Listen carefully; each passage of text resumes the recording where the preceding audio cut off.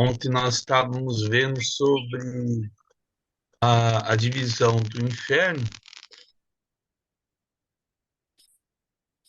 Essa parte de baixo ficava ali depois do abismo. No final do abismo, eles chamavam de Tártaro,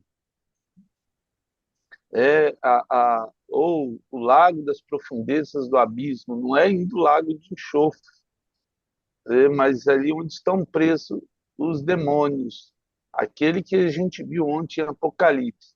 Vamos para segundo Pedro, segundo Pedro 2:4. Segundo Pedro 2:4.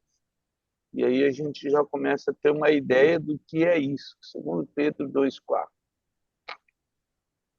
Ora, se Deus não poupou os anjos quando pecaram, antes precipitando-os no inferno, os entregou a abismo de trevas, reservando-os para o juízo.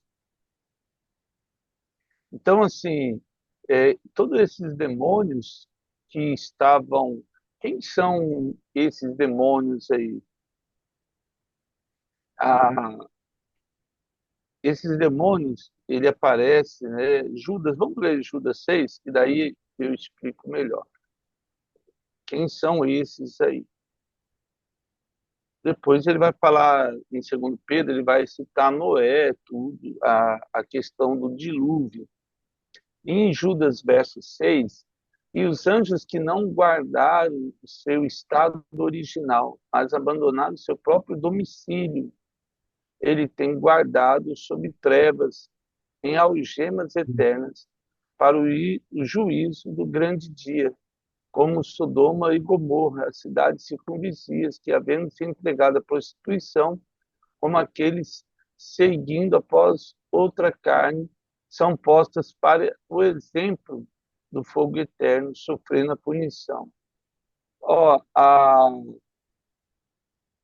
em Gênesis capítulo 6, o que vai acontecer?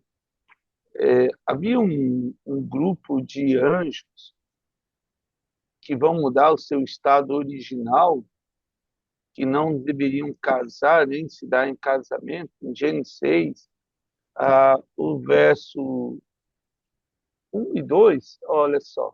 Como foram se multiplicando os homens na terra, e nasceram filhas, vendo os filhos de Deus, e as filhas dos homens eram formosas, tomaram para si as mulheres que entre todas mais lhe agradaram.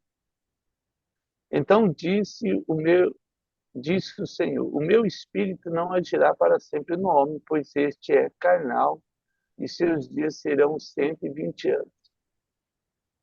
Então esses anjos, eles começaram a coabitar com os seres humanos, coabitavam com homens, e aí pegava o sêmen do homem, e depois eles davam uma energizada nesse sêmen e coabitavam com mulheres, engravidando as mulheres, porque são outra espécie. Assim, é como fazer um exemplo bem assim, o cruzamento de uma espécie com outra, assim, um cachorro com gato, um leão com tigre, não dá certo. Não tem como fazer esse cruzamento. E então, assim, é como os anjos com os seres humanos, não teria como dar certo. Mas esses demônios encontraram aí um jeito e mudaram o estado natural deles, e Mateus vai falar que o estado deles era de não casar e não se dar em casamento, né? Então, mas ali eles parecem ter coabitado e, e por querer, sei lá, povoar a terra com esse gene já extremamente diferente do original de Deus, é uma linhagem impura, vamos dizer assim.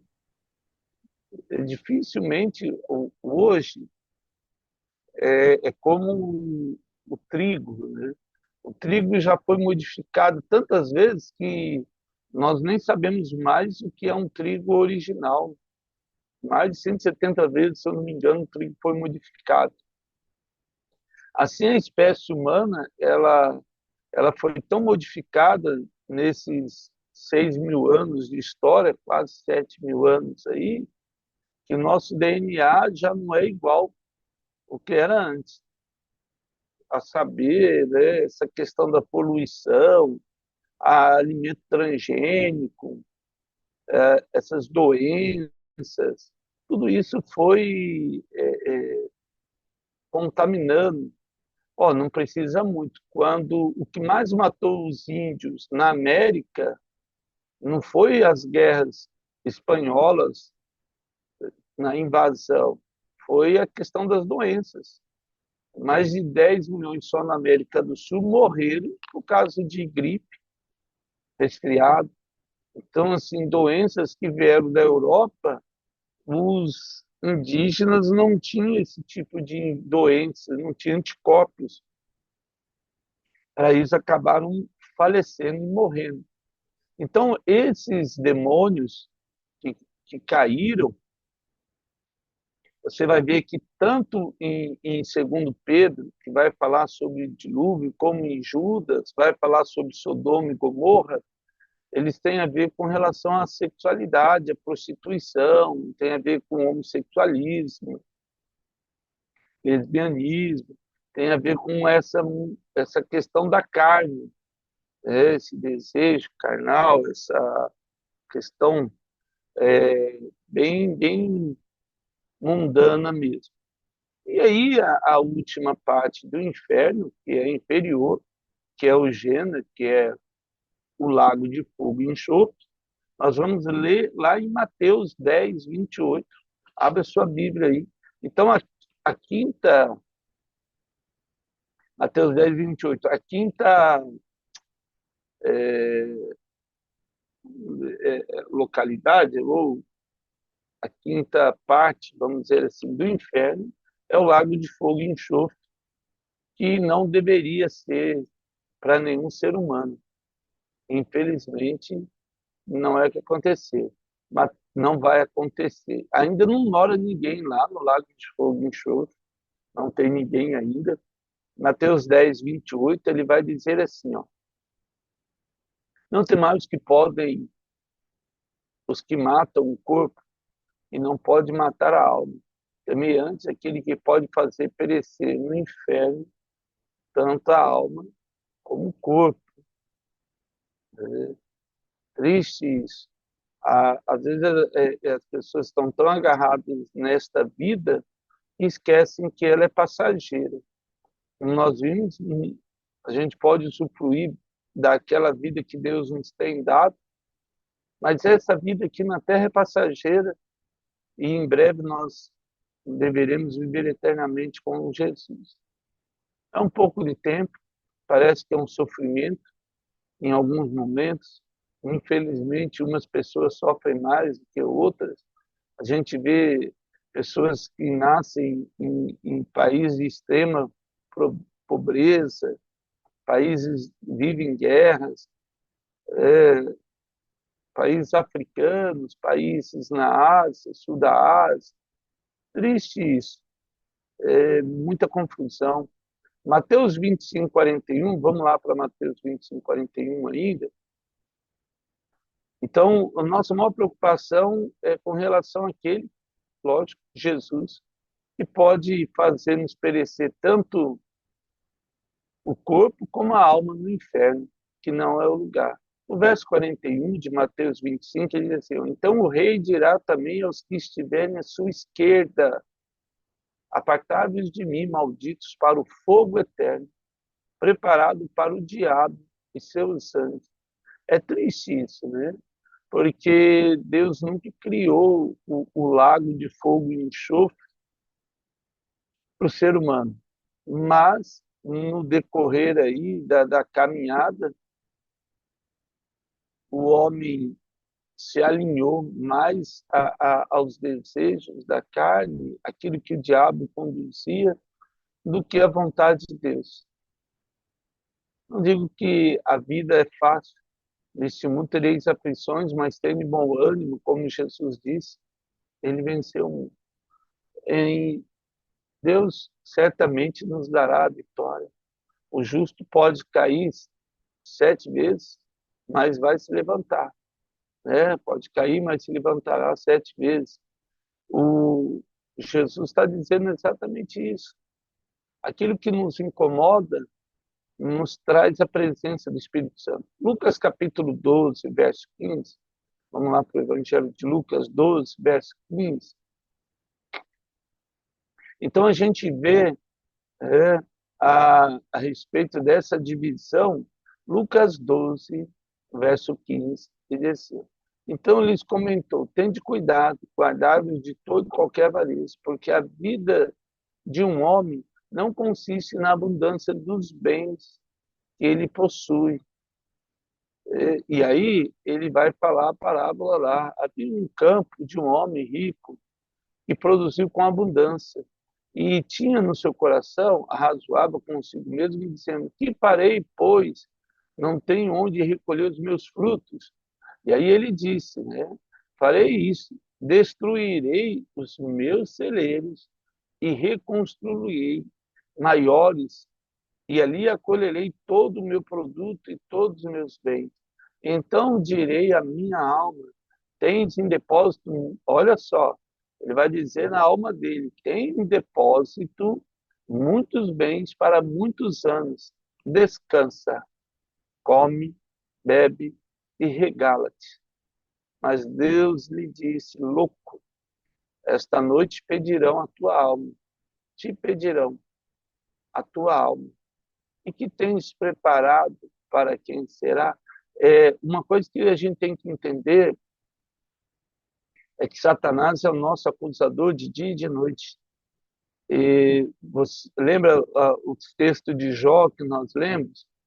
E Satanás estava lá pedindo a alma de Jó, a vida dele. E Deus falou: não, a vida não, não toque na vida dele, não toque na vida dele. Ah, tira os bens? Tira, porque isso é o de menos. Os bens é o de menos. Deus tem um poder para mudar essa história.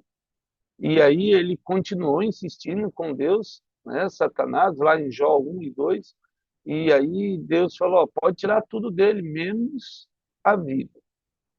E aí Satanás lançou uma lepra na vida de Jó, e aí tem toda a história, a saga dos amigos de Jó, até a vinda de Eliú, o quarto ali, que vai, nós lemos bastante isso aí, vai trazer realmente aquilo que Deus estava querendo falar desde o começo com Jó. O que nós temos que entender até aí, esse texto de Lucas, novamente, não é o problema você ser rico, os pobres sempre vão ter, mas não era para ser como é, né? A ganância do ser humano, e ela age de uma maneira... Gente, quando a gente olha a palavra de Deus em Juízes, Levíticos, Deuteronômio, as leis do povo de Israel, você não perdia terra. É uma grande reforma agrária. A saber, o Brasil tentou algumas vezes, infelizmente não deu certo. O discurso de João Goulart no Rio levou lá, né, o golpe de 64, 61 na verdade, e depois 64. Mas é questão assim, porque olha o tamanho desse planeta, e a pessoa às vezes tem um mau administrador, e Deus sabia disso. E olha como Deus era tremendo. O cara era mau administrador, ele pegava as terras dele e ele podia vender para um resgatador, ou seja, um parente mais próximo. Você ofereceria para o seu irmão e diria assim: nossa, o Rogério, o Gustavo, né? Olha, eu tenho aqui um terreno que eu ganhei, eu quero vender para você. E aí você pagava os impostos daquele terreno, vamos dizer assim um exemplo, cuidava dele. Depois de 50 anos, você vinha e falava: olha, eu vou te devolver o terreno. Se eu tivesse morrido, você ia devolver o terreno para o meu filho. Ó, essas terras aqui foi do seu pai, ele não soube administrar direito, eu administrei, tem plantado aqui, ó, café, algodão, sei lá, cacau, estou te devolvendo, é herança da sua família. E aí, olha só, todo aquele, por isso que chamava de resgatador, todo aquele tempo que você cuidou daquelas terras, como foi o caso de Boaz, né? Boaz, ele compra essas terras do esposo de Noemi, porque o pai não sabia administrar, vendeu as terras para Boaz, e aí, na verdade, para um outro primo, né, de Boaz, e aí depois Boaz foi lá e falou, olha, eu quero comprar as terras aí, porque se você ou casa com Ruth ou você me vende as terras. E o rapaz falou, ah, não, pode comprar as terras e fique com Noemi. E aí Boaz compra essa terra e ele é o resgatador e traz a herança de novo para Noemi. Ela ganha, agora ela é uma senhora de terras, de posse. E isso em Israel, né? Hoje tem os kibbutz em Israel, que funciona praticamente igual, praticamente mais ou menos, mas assim, tem essa viés assim. Ou seja, o que Deus queria é que não houvesse pobre no mundo. É, a, Infelizmente, o povo de Israel se perdeu nisso aí. Teria um exemplo, assim, eu vejo que seria, nossa, imagine no Brasil, todo mundo tendo um lugar. E aqui, às vezes, assim, a nossa ganância, às vezes, a mentira do diabo é, ah, eu ralei para ter, eles que ralem também. Gente, não existe isso assim. Antes tivesse que ninguém ralasse na vida, né? Para ter as coisas. Seria o ideal. Eu não quero que meu filho fique ralando para ralar o tanto que eu ralei para conseguir alguma coisa. Por que, que o filho dos outros também vai ter que ralar? Se um pai errou outra coisa, por isso que Deus fala, o pecado do pai não será cobrado no filho. A ideia era essa, em tudo, Deus é perfeito em tudo. Mas, o que a gente vê aí? Esse senhor tinha muitos bens, e simplesmente que Deus esperava que ele olhasse para o povo dele. Provavelmente essa história aconteceu na época, um período ali do Império Romano, de Jesus, porque o cara não falou nada de resgatar, ou seja, ele tinha muitas terras, um sinal que era um latifundiário, tinha mais do que deveria. A verdade era essa, né? Esse senhor tinha mais do que deveria, porque ao ponto de destruir todos os celeiros e construir um maior ainda, é porque ele tinha e muitos que deveriam ele ter sido resgatador, com certeza não foi. Só que daí o diabo pediu a alma dele. E aí Jesus fala, ó, louco, hoje à noite te pedirão a alma. Quer dizer, alguém vai chegar para Deus e vai falar, ó, está na hora de fulano morrer. E, e pronto. Infelizmente ia morrer, não usufruiu daquilo que ele teve, não abençoou a vida de ninguém, não abençoou a vida de ninguém, é, pelo contrário, na, na, no egoísmo dele, teve o seu fim. Continuando aí, vamos para Apocalipse 19, 20, ainda falando do lago de fogo e enxofre, capítulo 19, 20. A palavra de Deus ela é muito tremenda, muito importante. Ela trata de assuntos que as pessoas iriam tratar lá na frente. E Jesus já falava de reforma agrária antes de o homem saber o que era isso. É, Pena que a gente não aprendeu com o ensinamento da palavra de Deus. E você sabe que eu fico mais triste, um adendo aqui, nós temos tantos ditos evangélicos na política hoje e pouco usam da palavra de Deus para criar leis e levar o povo a, olha só, vamos ver o que a Bíblia diz a respeito dos órfãos, da viúva, do pobre, como resgatar esses povos, essas pessoas que carecem por uma falha ali. Não nos cabe julgar. Ah, mas olha, perdeu tudo, azar, né? Não é esse o propósito de Deus. Graças a Deus que Deus teve misericórdia da nossa pequenez. Ele não olhou para o nosso infortúnio e não olhou assim e falou: nossa, olha, tanta besteira que o Ronaldo fez, não merece a salvação. Graças a Deus que Deus não olha assim para nós. Que Deus nos ensine a ter um olhar cristão. Esse seria o ideal. Apocalipse 19, verso 20, diz assim, ó, mas a besta foi aprisionada, e com ela o falso profeta. Então tem uma besta que emerge do mar, que é o anticristo, e uma besta que emerge da terra, que é o falso profeta. Depois você vai entender isso. O falso profeta é um judeu e o anticristo é um gentil. Então, e aí, olha só, e com ela o falso profeta, que com sinais feitos diante dela seduziu aqueles que receberam a marca da besta. E eram os adoradores da sua imagem. Os dois foram lançados vivos dentro do lago de fogo que arde com enxofre. Meu Deus, e algo terrível. A terra se abriu e os caras caíram direto no lago, não passaram nem no inferno, né? Foram ali direto para o lago, vivos, com um corpo. É, é, vai ser aí o primeiro, como é que eu vou usar? Arrebatamento para o inferno? Nem sei se pode usar essa palavra, né?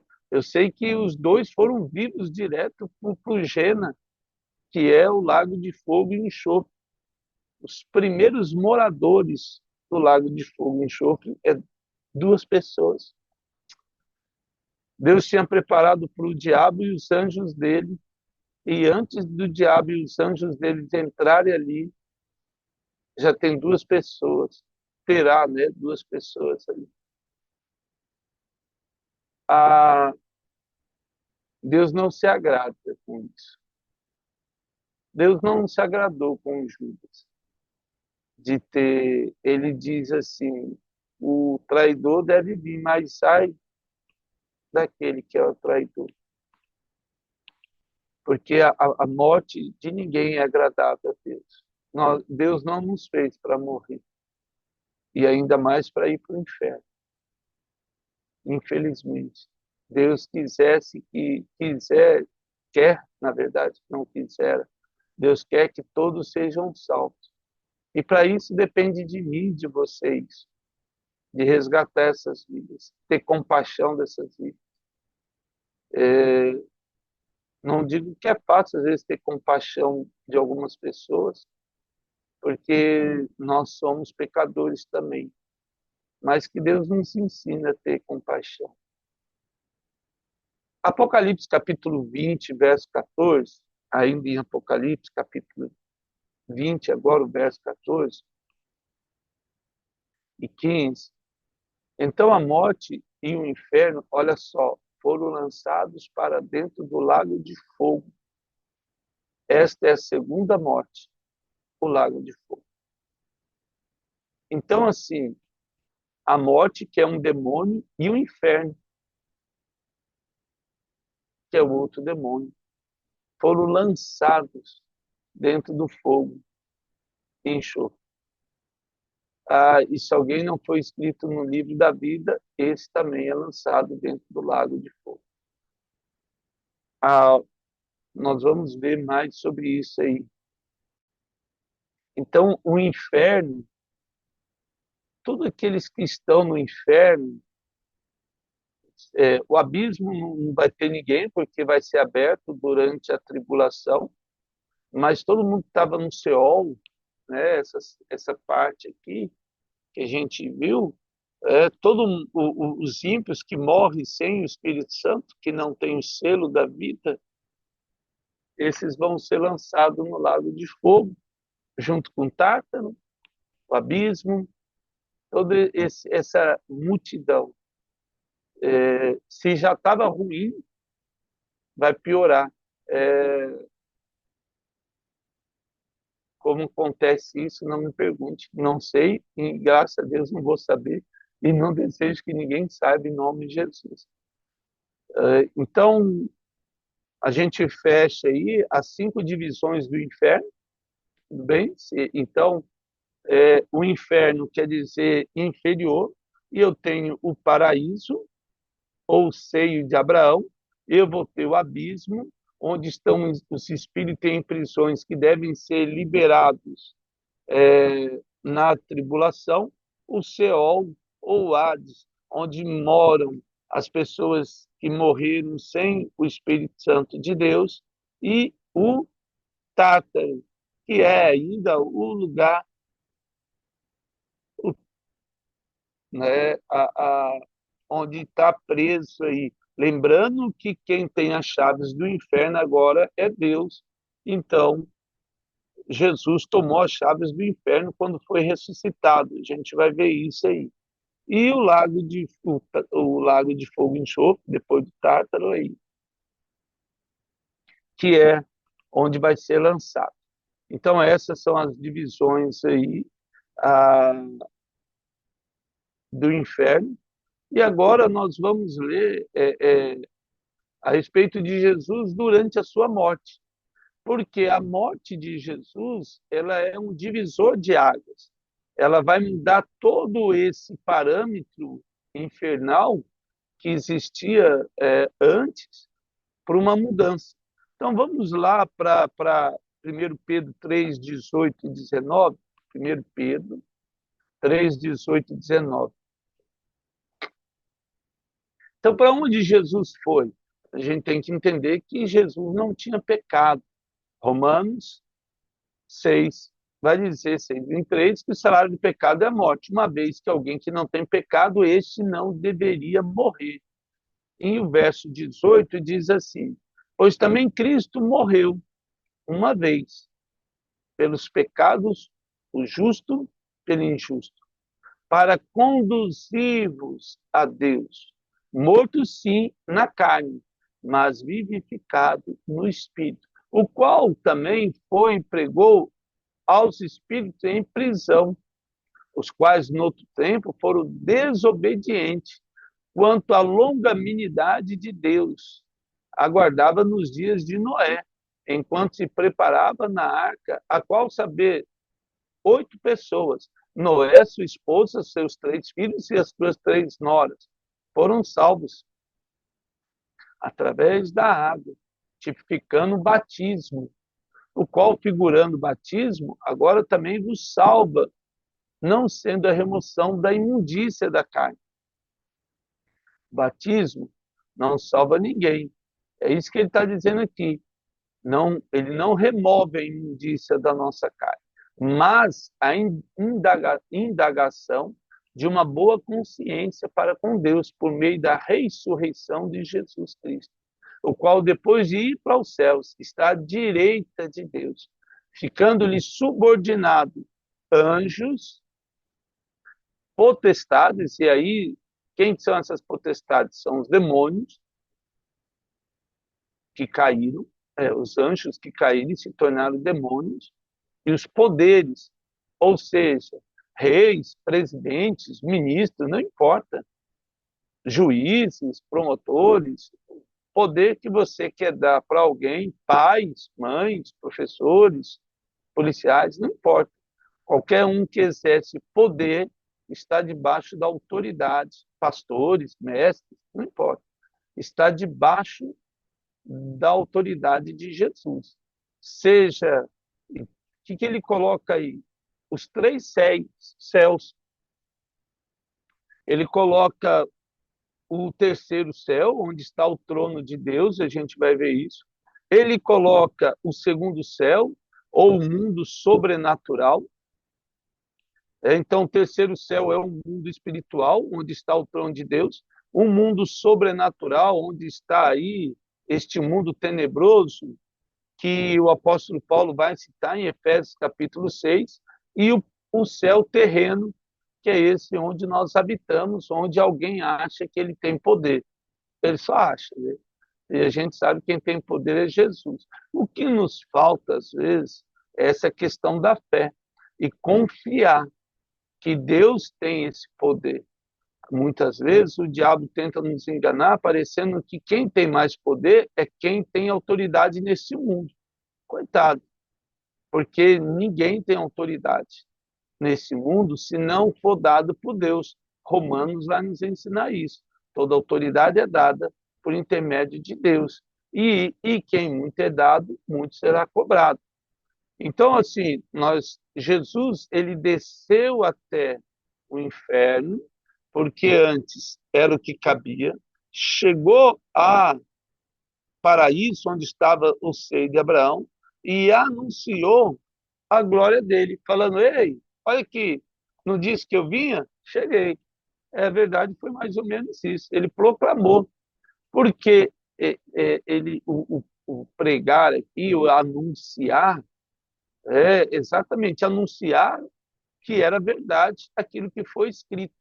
Ele não foi lá para converter ninguém, porque, infelizmente, as pessoas foi lá para testificar que ele era o vencedor. Nas, nasceu para vencer. É isso que vai lá, saiu aquele que nasceu para vencer, falando sobre Jesus. Então, agora nós vamos ver que Jesus desce, né, até o Seol aí, e aí o verso 20 aí, ele passa um abismo e mostra-se para quem está no seio de Abraão, depois para o Seol, quem está no Seol, dizendo ali: olha só, eu vim para proclamar a vitória. E lógico, quem estava no abismo, os demônios lá, viram que Jesus venceu e saiu para vencer. Aí amanhã a gente vai falar sobre o que ele vai fazer agora com o seio de Abraão ou o paraíso. Amém? Que Deus nos abençoe. Espero que tenha entendido um pouquinho aí mais da palavra do Senhor. Na dúvida, pode perguntar. Agradeço a Deus pela vida desses irmãos e irmãs, guerreiros e guerreiras aí de Jesus. Que o Evangelho de Jesus possa ser anunciado e Deus possa nos constranger a levar esse Evangelho a toda criatura. Amém? Ó Pai, eu quero agradecer pela vida de cada um dos teus filhos nesse dia, pela disposição e o desejo de aprender. Que o Senhor nos ensine a ter misericórdia das pessoas e, de alguma maneira, Deus, não apenas falar do teu Evangelho, mas mostrar que a tua graça pode mudar a vida das pessoas. Ter misericórdia da nossa pequenez, ter misericórdia da nossa ignorância, ó Pai, e das nossas falhas. Nos ensina a ter fé em Ti, temor no Senhor, para hoje e sempre, até o dia da Tua volta, no nome e na autoridade de Jesus. Amém. Amados, que Deus nos abençoe aí